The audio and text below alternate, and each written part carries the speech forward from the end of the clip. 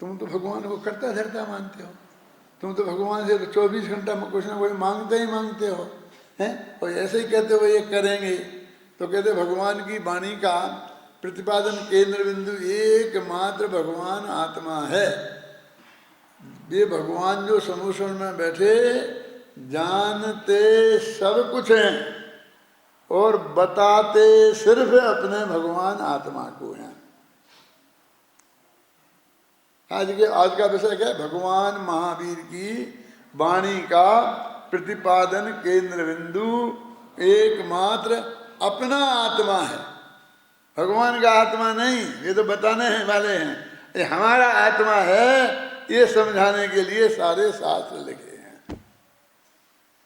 जब मैं ये बात कहता हूं तो कुछ लोग कहते हैं कि नहीं नहीं, तुम्हारे समय सार में आत्मा फात्मा होगा, हमारे गोमट सार में तो नहीं है। मैंने कहा भैया तुमने ये समय सार और गोमट सार का बंटवारा कब कर लिया कि हमारा समय सार और तुम्हारा गोमट सार? तुम भले ही हमें समय सार देकर निपटाना चाहते हो, लेकिन हम तुम्हें गोमट सार नहीं देंगे। हम तो कहते हैं समय सार भी हमारा और गोमट सार भी हमारा। यहाँ ही जयपुर में बैठकर पंडित जयचंद जी छाबड़ा ने समय सार की टीका लिखी थी आज से 200 वर्ष पहले, और उससे भी 250 वर्ष, आज से 250 वर्ष पहले पंडित टोडरमल ने गोमट सार की टीका लिखी थी। हम तो कहते दोनों ही हमारे हैं।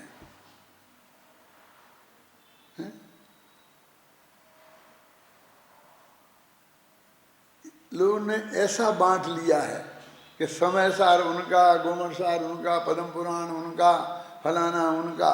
इस सारी द्वादशांग वाणी नामक जो शास्त्र हैं वो सब सभी जैनियों के हैं।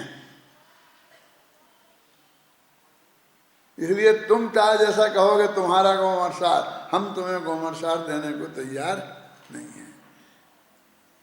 तुम्हें तो ये भ्रम है कि गोमट सार में तुम्हारी बात लिखी है, इसलिए तुम अपना बना रहे। जब तुम्हें ये मालूम पड़ेगा कि हमारी नहीं है, आत्मा ही की है, तो शायद तुम उससे भी नाता तोड़ दोगे। सोचो, गोमट सार तुमने पढ़ा है, कोई बात नहीं, देखा है। गोमट सार के 2 कांड हैं, एक का नाम है जीव कांड और दूसरे का नाम है कर्म कांड। तो जीव कांड में काय का वर्णन होगा? पढ़ा के नहीं पढ़ा, देखा है तो होगा। तुम तो कहते कर्म कांड में कर्मों का है, और समय सार में आत्मा का। समय माने होता है आत्मा और सार माने सार होता ही है, और उनका कर्म कांड। अरे भाई, जीव कांड में भी जीव का ही वर्णन है, तो उसमें तो लिखा समय सार और इसमें लिखा जीव कांड। ऐसा क्यों किया? इसमें भी लिखते जीव सार या उसमें लिखते कर्म कांड। जब जीव की चर्चा है तो आत्मा की चर्चा है ना, तो नाम अलग क्यों रखे? कहते हैं उसमें है शुद्ध आत्मा की चर्चा। सार माने होता है शुद्ध, इसलिए उसका नाम रखा समय सार। और इसमें क्या है कि आत्मा कैसे कैसे कर्म बांधता है। कर्म कब बांधता है? जब कर्म कांड करता है तब। कांड किसे कहते हैं आप जानते हैं? खोटे काम को। अच्छे काम को कोई कांड नहीं कहता। आदिनाथ महावीर मोक्ष गए तो उन्होंने कांड किया नहीं लिखा। लंका जीत के आए तो उन्होंने कांड लिखा। सीता का अपहरण किया तो कांड लिखा। कांड माने खोटा काम। और सार माने बढ़िया काम।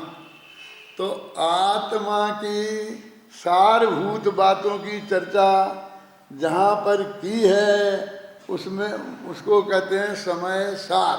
समय माने भगवान आत्मा, शुद्ध आत्मा, अपना आत्मा,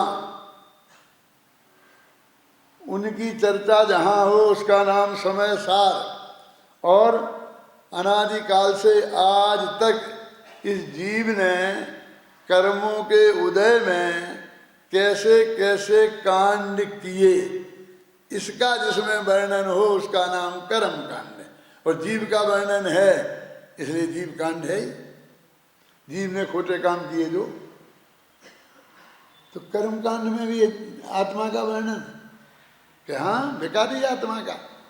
जीव कांड में भी आत्मा का वर्णन कि हाँ हम क्या करें, तुम देखते ही नहीं हो तो हम क्या करें। कोई कह जाता है कान में कि ये तो अपना है, ये उनका है। क्यों? ये रामायण अपनी नहीं है, ये उनकी है, ये उनकी है। ये कुरान मुसलमानों का है, ये पुराने से समय सार भी किसी मुसलमानों किसी का होगा, वो समय वालों का होगा। अरे समय क्या चीज़ है? समय माने तेरा भगवान आत्मा। तो गोमठ सार में भी आत्मा की चर्चा और समय सार में भी आत्मा की चर्चा।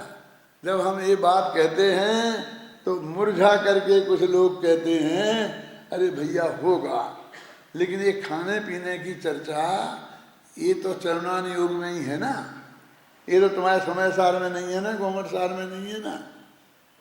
काय की चाहिए? खाने पीने की माने चारित्र की चर्चा। तुम्हारा सम्यक दर्शन समय सार में होगा, सम्यक ज्ञान गोमठ सार में होगा, लेकिन सम्यक चारित्र तो हमारे चरणानी योग में ही है ना। जितनी ये खाने का चरण श्राप का चार हैं, मुनि धर्म के आचरण बताने वाले शास्त्र हैं, इन सब का वर्णन सागार धर्मामृत, अनागार धर्मामृत इन शास्त्रों में है। तो इसमें तो तुम्हारे आत्मा की बात नहीं है। तुम्हें क्या है इनमें? इनमें क्या है? चारित्र की है। चारित्र की क्या है बताओ ना। अरे इतना नहीं जानते आपको क्या खाना चाहिए क्या नहीं खाना चाहिए। ये बातें जहाँ हों बस उसका नाम चरणानी योग का साथ। मैं सीधी सच्ची कहो ना, खाने पीने की चर्चा जहाँ हो उसे चरणानी योग का शास्त्र कहते हैं। क्यों? खाने पीने की चर्चा, खाने पीने की चर्चा तो रसोई घर में होती है, समूह शरण में नहीं होती।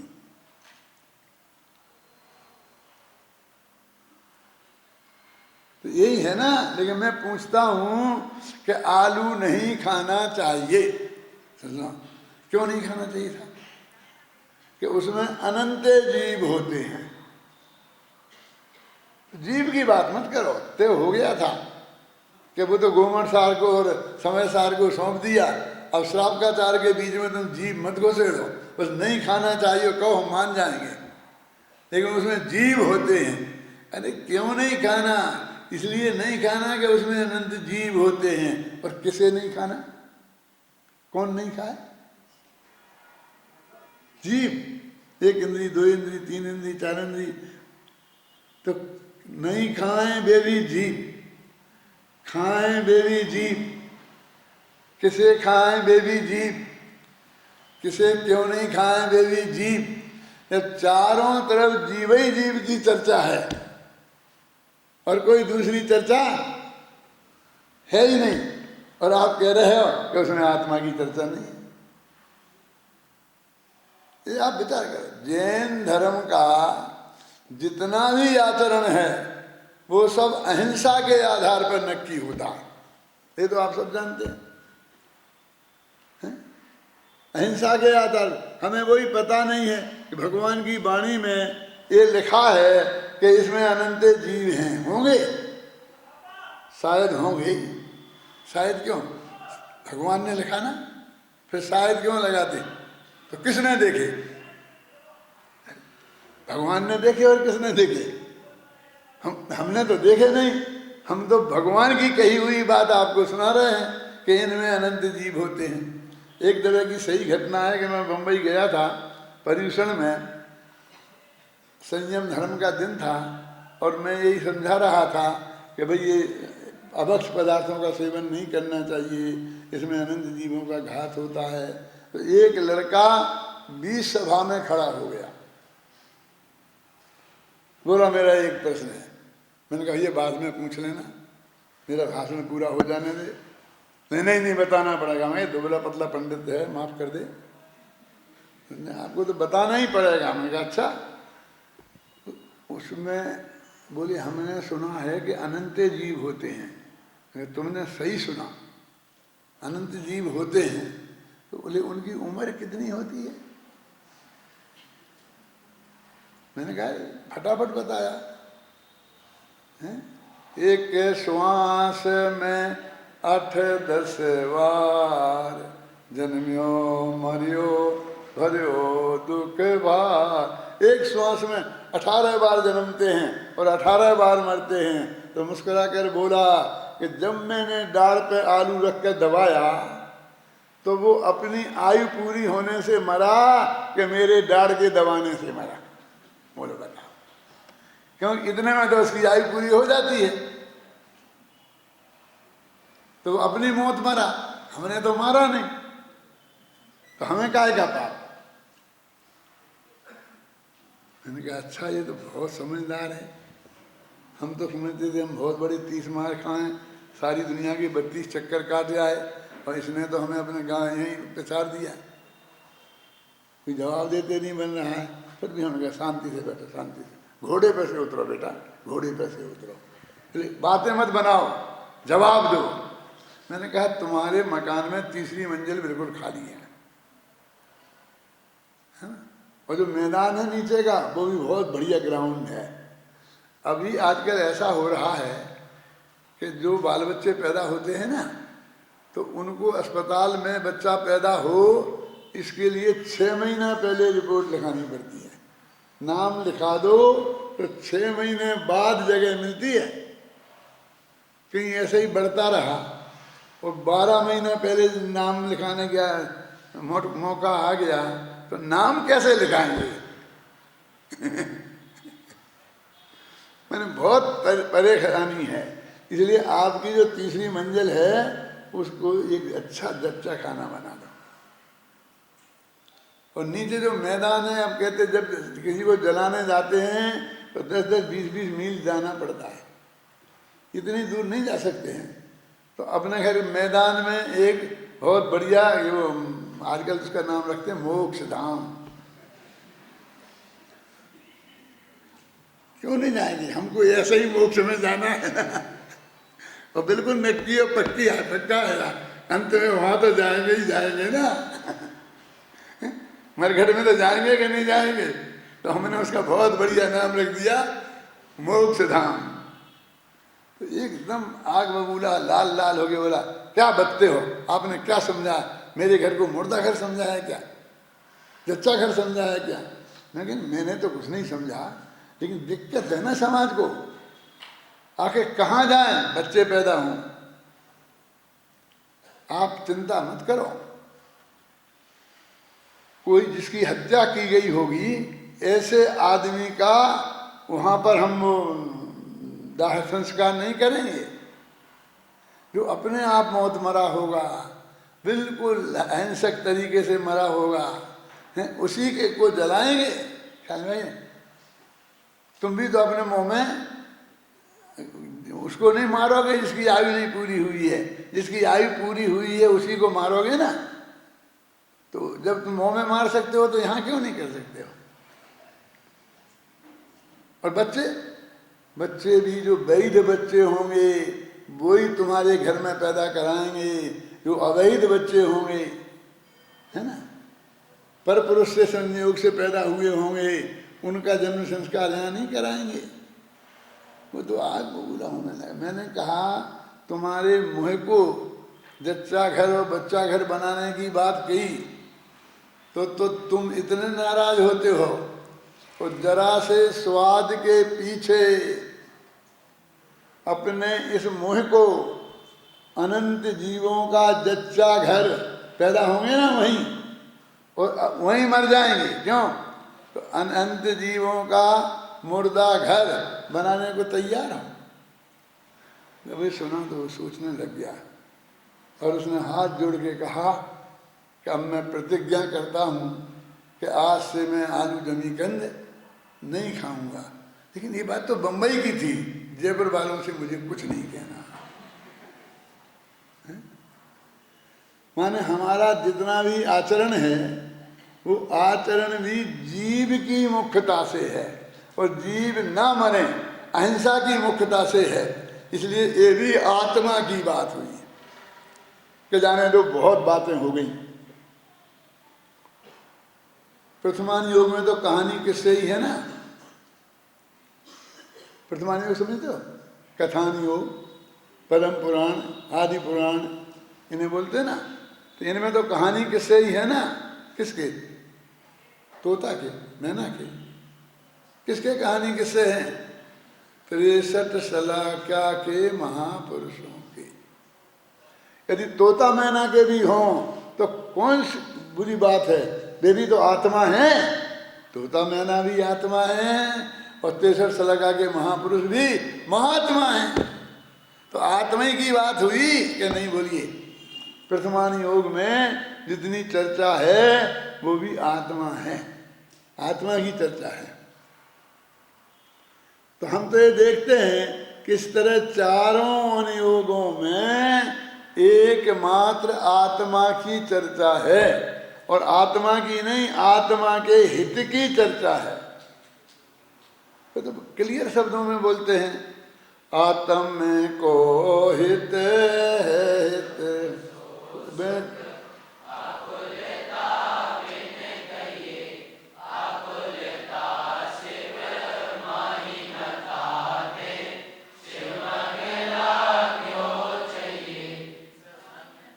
अब देखिए क्लियर कह दिया उन्होंने कि आत्मा का सुख जो है वो निराकुलता में है। आकुलता है उसका नाम दुख है। और जिसको आकुलता नहीं चाहिए हो, निराकुलता चाहिए हो, तो निराकुलता मोक्ष में है और कहीं नहीं है। इसलिए जिनको निराकुलता चाहिए हो उन्हें मोक्ष के मार्ग में लगना चाहिए। शिव मग लाग्यो चाहिए, मोक्ष के मार्ग में लगना चाहिए, क्योंकि सुख और शांति वही है, किसी दूसरे में नहीं है, दूसरे से प्राप्त नहीं होगी। जैन धर्म ही एक ऐसा धर्म है, भगवान महावीर ही एक ऐसी बात है कि जो ये कहते हैं तेरा सुख तेरे में है और तुझा सुख तुझ में से ही तुझे प्राप्त होगा। दूसरे की शरण में तेरे सुख की प्राप्ति कभी होने वाली नहीं। और उसके प्राप्त करने का उपाय एकमात्र अपने आत्मा को जानना है, पहचानना है, उसमें जमना रमना है। मोक्ष का मार्ग माने सुखी होने का रास्ता। और वो क्या है कि अपने को जानो, ये जानो कि ये मैं हूं। अकेले जानो ही जानो नहीं, ये जानो कि ये मैं हूं। कोई रास्ते में आप जाते हो और जानते ये मकान है, कितना आनंद आता है। कुछ फिर कोई कहता है भाई साहब ये आपका मकान है, क्यों? और आपको पता नहीं था, फिर पता चलता है सचमुच एक हमारा मकान यहाँ भी है बाप दादों का, क्यों? और आजकल तो इसके भाव बहुत चढ़ गए हैं। तो आपको कितना आनंद आता है उसी मकान में से। अभी तक बिल्कुल नहीं आ रहा था। कहाँ से आया जे? मकान में से कि अपनेपन में से। ये आया ना, ये मेरा है। ऐसे ही आत्मा को तुम जानो तो कुछ आनंद आने वाला नहीं है, लेकिन साथ में ये जानो कि ये मैं हूं तो फिर उसके आनंद अलग बात है।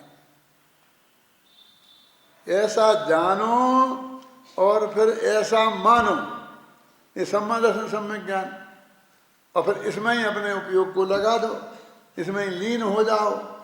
जब हमारे लिए जो चीज़ें चाहिए वो सब चीज़ें मिल गई, हमें मालूम पड़ेगा कि मकान है, सारी सुविधाएं हैं, नौकर हैं, चाकर हैं, सब बात है यहाँ पर, हमें और कहीं कोई आवश्यकता नहीं है। और जब जहाँ हमारा वो देश है वहाँ तो कुछ नहीं है, फिर कोई वहाँ जाने की क्यों सोचे?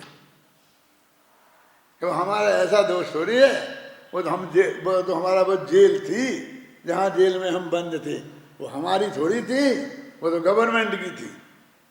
क्यों?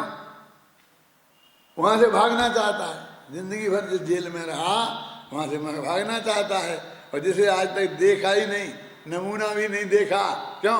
और भरोसा हो जाए कि इसमें ही सुख शांति है, तो वहाँ चाहता है। तो इतना सा मोक्ष मार्ग है कि अपने भगवान आत्मा को जानो। कौन जाने? कि तुम ही जानो। किसे जाने? कि तुमको ही जाने। कोई रंचमात्र पराधीनता नहीं है। दूसरों को जानो तो ठीक और नहीं जानो तो ठीक, दूसरे तुम्हें जाने तो ठीक और नहीं जाने तो ठीक, कोई ज़रूरत नहीं है। जानने का स्वभाव तो है, जान तो सकते हैं, लेकिन जानना जरूरी नहीं है मोक्ष में जाने के लिए, सुखी होने के लिए। लेकिन अपने आत्मा को जानना जरूरी है। क्यों? क्योंकि अब अनंत काल वहीं रहना है ना, उसी में जमिए, उसी में रमिए, है ना? कहाँ लिखा बोलो? वहीं रहना पड़ेगा। कहाँ लिखा? हम जानते हैं, हम शास्त्री हैं, तुम समझते क्या हो? हमसे पूछते हो कहाँ रहना? लिखा है ना, रही है अनंता अनंत काले यथा तथा शिव परिणये। वे जीव जो मोक्ष में गए हैं अब अनंता काल तक वहीं रहेंगे। कैसे रहेंगे? कि जैसे अनंत स्वरूप परिणमित हुए हैं, यथा तथा यथा परिणये, जैसे वो परिणमित हुए हैं अब अनंत काल तक ऐसे ही सुखी रहेंगे। ऐसे ही सभी जीव भगवान महावीर की वाणी का प्रतिपादन केंद्र बिंदु भगवान आत्मा को जानकर, पहचान कर, अपनापन स्थापित कर, उसका ध्यान कर, उसमें जमकर, उसमें रमकर स्वयं अनंत सुखी हों, सिद्ध भगवान की पूजा करते करते स्वयं सिद्ध भगवान बन जाएं। ऐसी मंगल भावना के साथ मैं अभी की बात समाप्त करता हूँ।